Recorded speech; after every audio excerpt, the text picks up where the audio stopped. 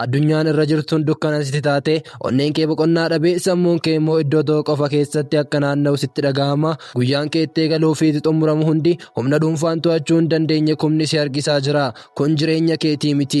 Kun kiyyoodha. Addunyaarraa keessatti icciitiin tokko jira. Icciitii dargaggoonni baay'een onnee isaanii keessatti qabatanii ittiin gubatan. Galgala yeroo hundi rafuu sammuun isaanii nagaa hin qabu. Icciitiin kun viidiyoo saalqunnamtiidha. Namoonni baay'een waa'ee kana hin dubbatan. Garuu baay'een keenya kiyyootti kufneerra. Har'aan seenaa tokkoon isinitti hima. Seenaa dargaggoo abjuu qabaatee garuu kiyyoof harka kenne tokko. Dargaggoo kana amantii haa jennuuni. Amantiin barataa cimaa fi dandeettii addaa qabu ture. Guyyaa tokko otuma intarneetii fayyadamu viidiyoo tokko argee mee takka qofa jedhee jalqabe. Garuu takki sun lammaffaa fide. Lammaffaan sun guyyaa guyyatti ta'e. Suuta suutaan amantiin jijjiiramuu eegale. Miira gammachuu dhabee dubartoota akka namaatti otoo hin taane akka meeshaatti ilaaluu eegale. Ofitti amanummaan isaa lafa dha'e. Namoota gidduutti dubbachuun itti ulfaate. Inni intarneetii keessatti bilisa waan ta'etti fakkaata. Garuu jireenya isaa isa dhugaa keessatti garba ta'eera. Kuni seenaa amantii qofaa miti. Seenaa keedha.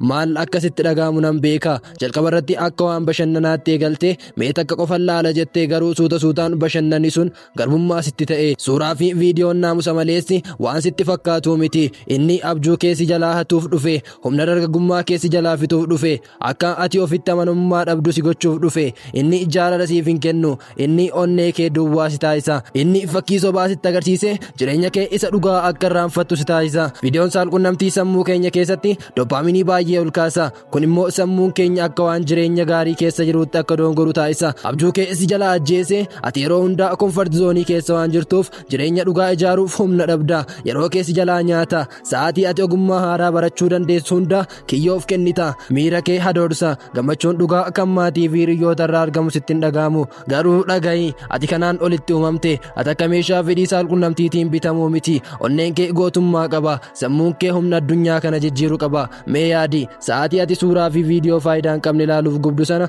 yoo ogummaa haaraa barachuuf itti fayyadamte, yoo qaama kee ijaaruuf itti fayyadamte, yoo abjuu kee dhugoomsuuf irratti hojjette hoo addunyaan si eeggachaa jirti. Har'a murteessi. Jireenya kee deebifadhu. Icciitii kee baasi. Nama ati amantu tokkotti himadhu. Dukkanni ifa sodaata. Harka kee hojii qabsiisi. Yoo sammuun kee hojii dhabe kiyyootti si gumaacha. Of jaaladhu. Ati dhaloota addaati. Gatiin kee addunyaa kana caala. Guyyaan boruu guyyaa itti ati bilisa baatu haa ta'u. Ati mo'aadha mo'ataadha.